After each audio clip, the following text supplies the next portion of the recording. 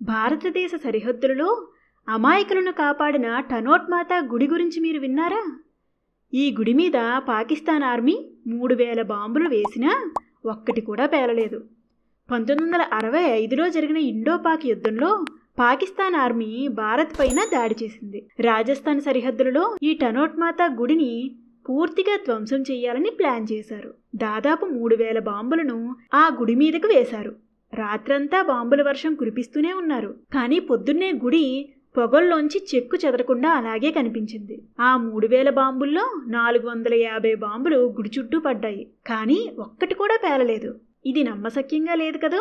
అయితే ఇది వినండి. 1971 ఇండో-పాక్ యుద్ధంలో మళ్ళీ ఈ గుడిని టార్గెట్ చేశారు.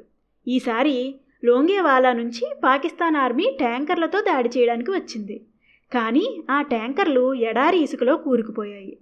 భారత్ ఎయిర్ ఫోర్స్ వచ్చి ఆ ట్యాంకర్లను ధ్వంసం చేసేసింది. ఈ ఘటనలో ఒక భారతీయ సైనికుడు చనిపోగా పాకిస్తాన్ ఆర్మీ 200కు పైగా సైనికులను 36 యుద్ధ ట్యాంకర్లను కోల్పోయింది. ఈ పేలని బాంబులను గుడిలో ఒక మ్యూజియం లాగా పెట్టారు. ఆ గుడికి వెళ్లిన వాళ్ళు ఈ బాంబులను కూడా చూడొచ్చు. ఈ సంఘటన తరువాత టనోట్ మాతా గుడి చుట్టూ కనిపించని రక్షణ వలయం ఉందని జవాన్లు, భక్తులు గట్టిగా నమ్ముతారు. ఈ అద్భుతమైన గుడి రాజస్థాన్ జైసల్మీర్ నుంచి 120 కిలోమీటర్ల దూరంలో ఇండో-పాక్ బార్డర్ సమీపంలో ఉంటుంది.